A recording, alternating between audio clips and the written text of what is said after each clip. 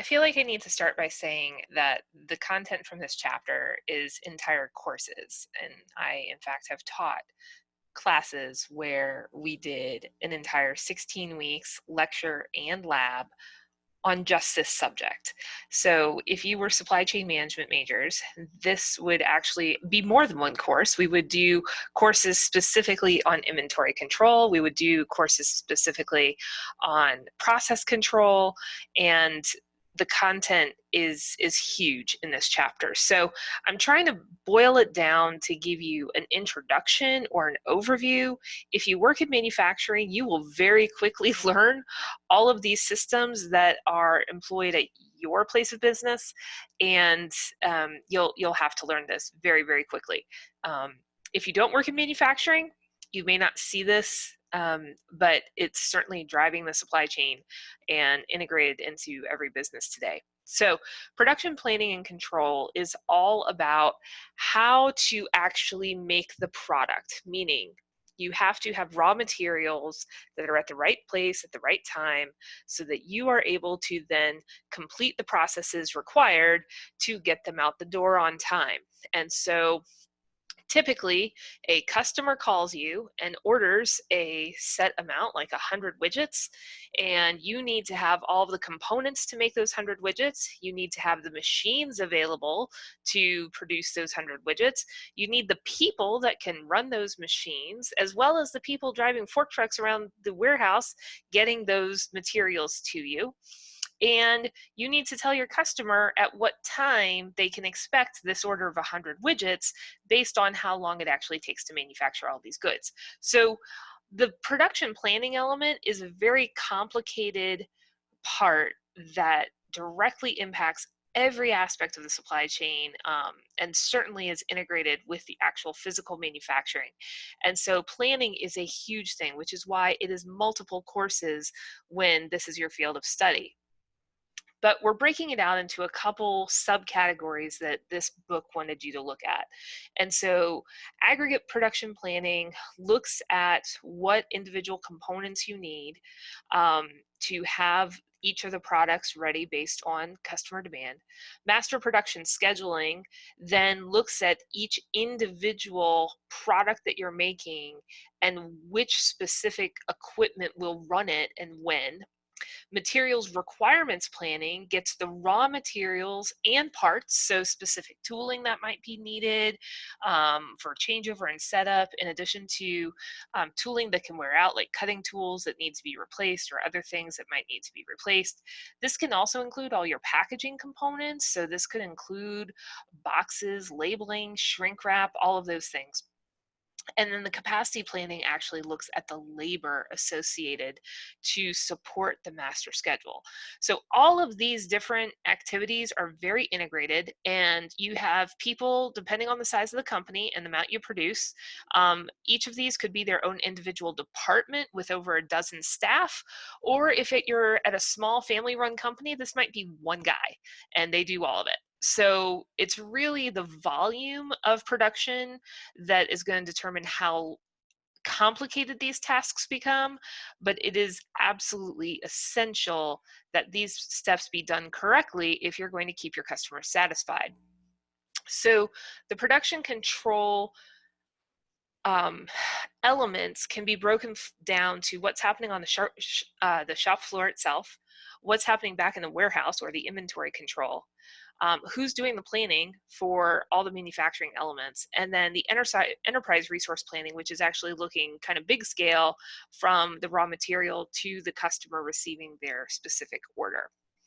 And so an example of an aggregate production plan shows, in this case, it shows 10 weeks out, 3 different product lines, and how many products are being run each week for that 10 weeks. Those are the required outputs. Now think about everything we've talked about for quality. So if in week 1, the M model line needs to produce 200, remember the raw materials used to make that 200 might actually be closer to like 230 or 240 to make that amount because that's saleable product that you need at the end of the week there, 200 saleable units. So quality comes into it.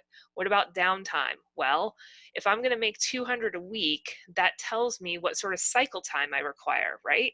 Does my equipment meet that cycle time to make 200 units in a week? I don't know. Maybe it does, maybe it doesn't.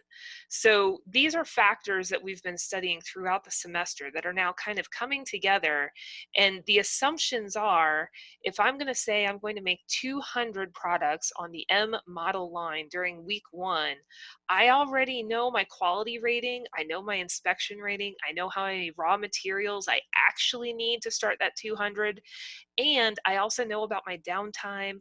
I know what sort of maintenance is required. I know the cycle times that are involved, and I've figured all of those aspects out. So everything we've been talking about previously in the semester comes to play in this production planning and control.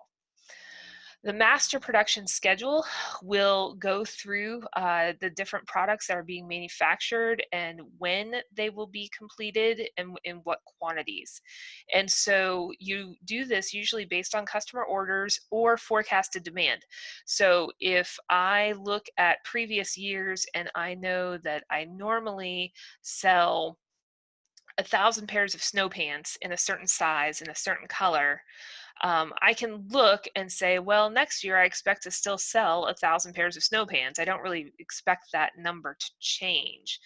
Firm customer orders means you have someone like Macy's or LL Bean saying, hey, we need you to make 1,000 pairs of snow pants. That would be a firm customer order that you already know who's going to receive those, compared to forecasted demand, which means you're making to put this in your warehouse expecting customers to buy it. So you can see the difference between the aggregate production plan and the master production schedule, which has all of the different products that need to be made in their specific times and weeks for all those individual parts.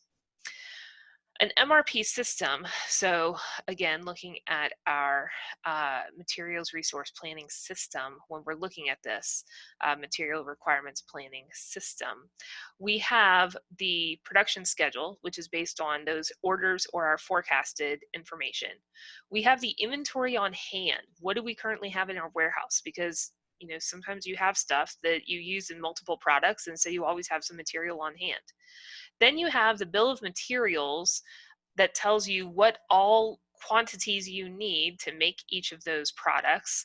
And then you are able to release orders for to actually dictate the bill of materials that will get pulled from inventory, whether purchasing needs to buy additional components, and then finally the manufacturing order that will actually tell the people working on the floor how many products they need to make and when.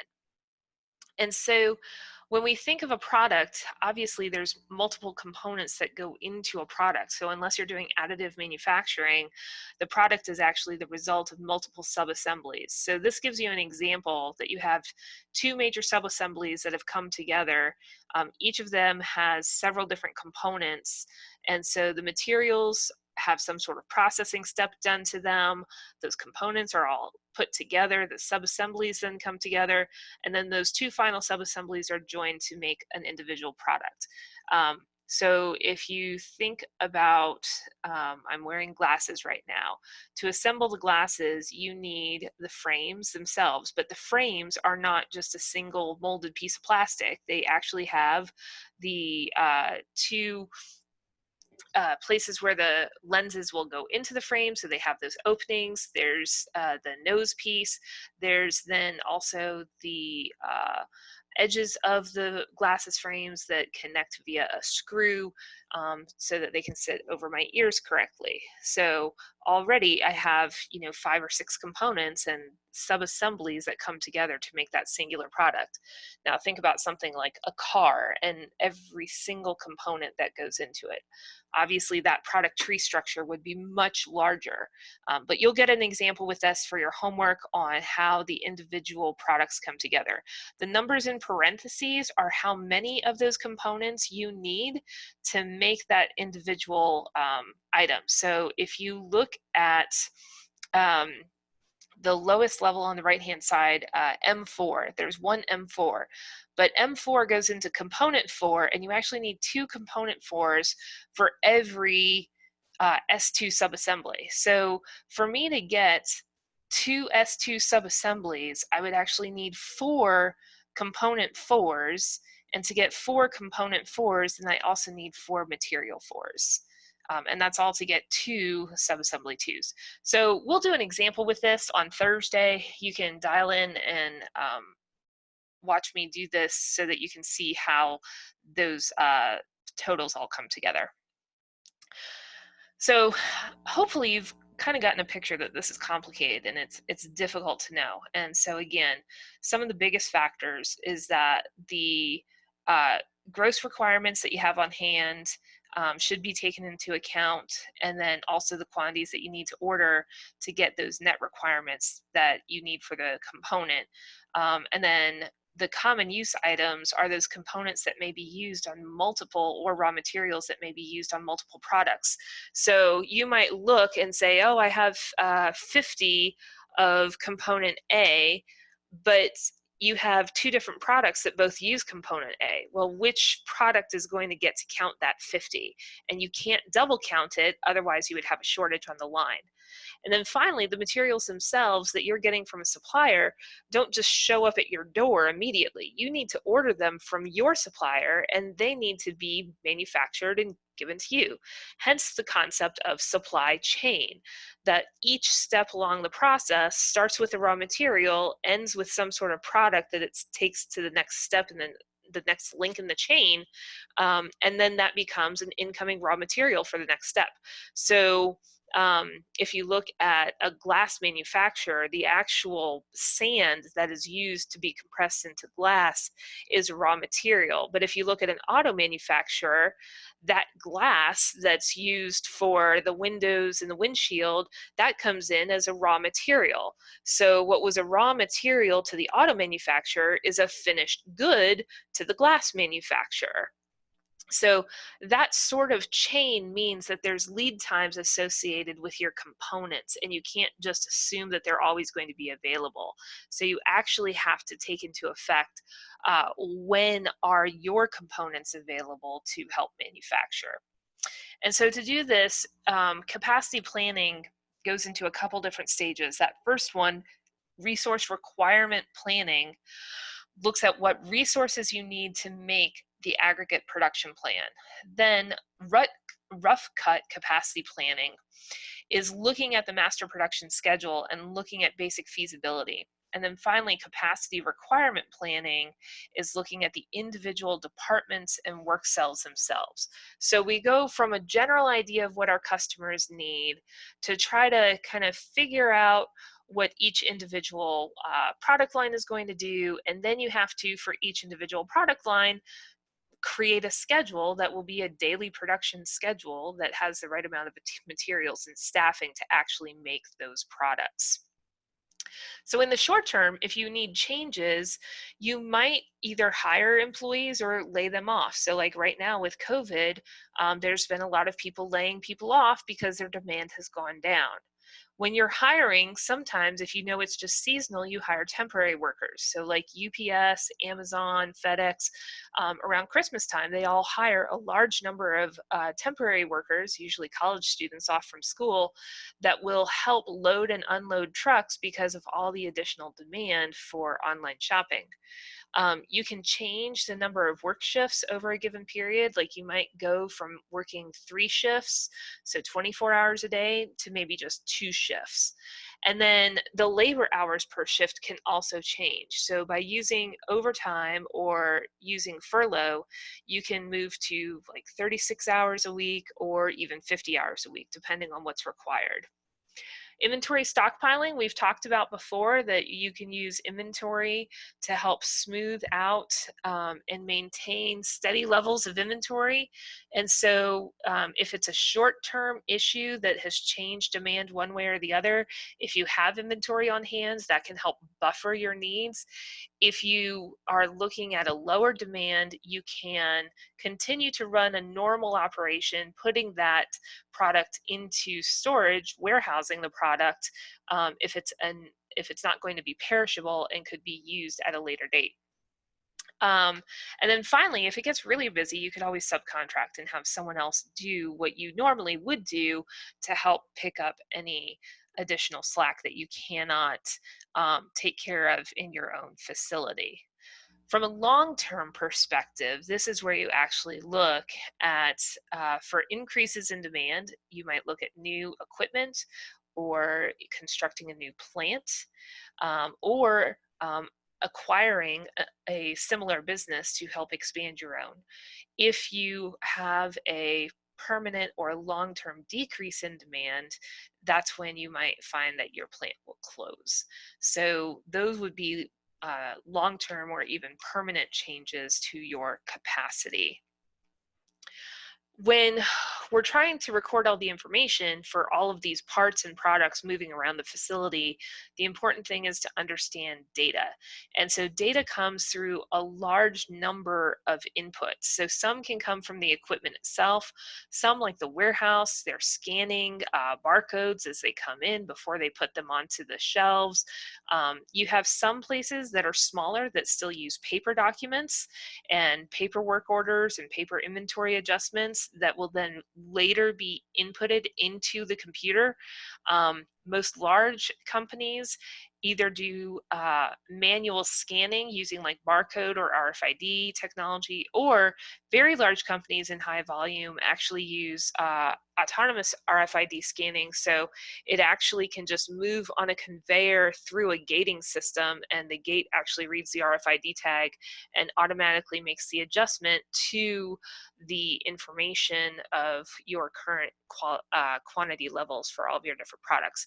So again, the size and number of products you're talking about often, the size of the volume of how many different products and the sheer number of individual products and components that come through your system will determine if you're using a paper-based system, an automated system, or a combination of the two. And so some of the information that you would need to know are the actual work that's being completed, rework, direct labor associated with it, which could come from your time clocks, machine downtime, and where in the process you are. So that's all data that can be collected that can help with understanding where an individual order is, how close it is to being completed by these data measures. So for inventory control, and again, this is its entire own course in many programs of study. So this is a very, very simplified version to just show the relationship that holding on to inventory comes at a cost to you. But if you have that inventory on hand, your customers are able to buy it without having to have any delay.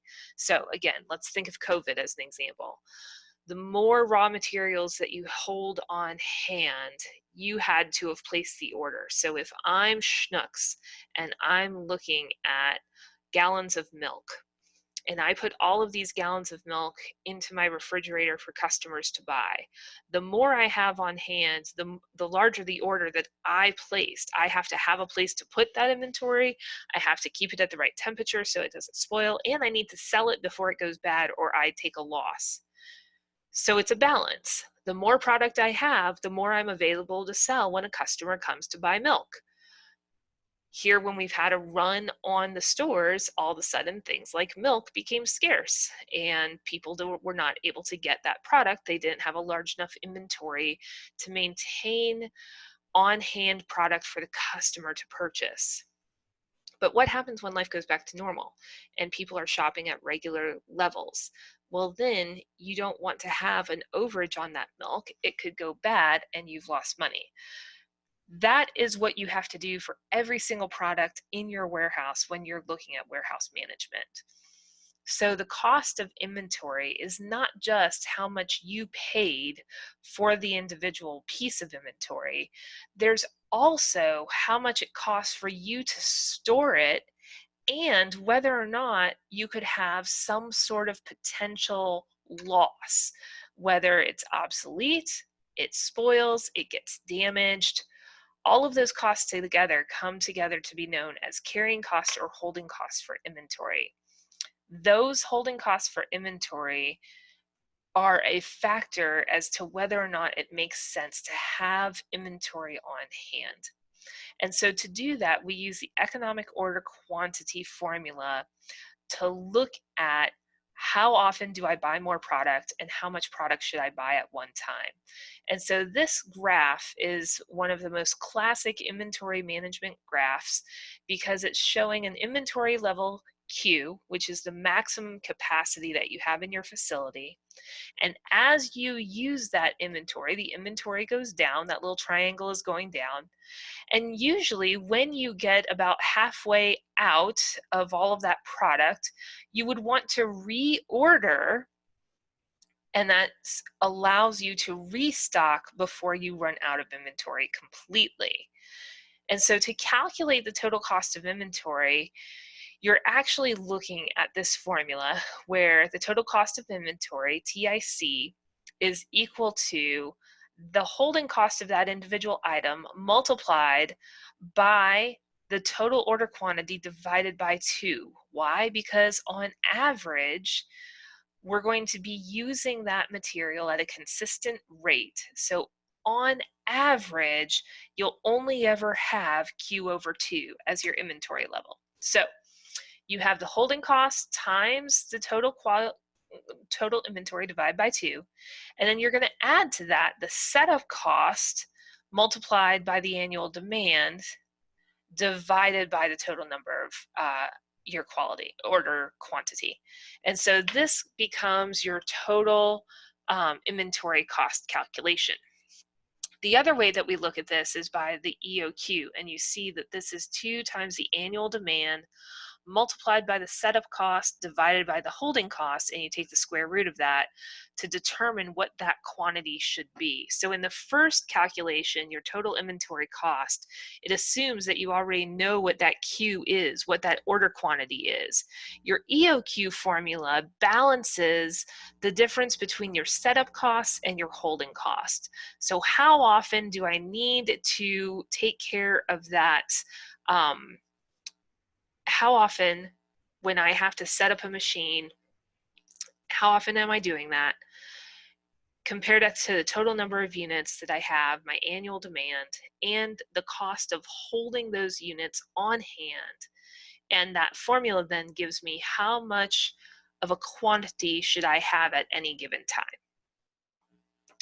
So when we're reordering, it's really a function of how that demand is over time.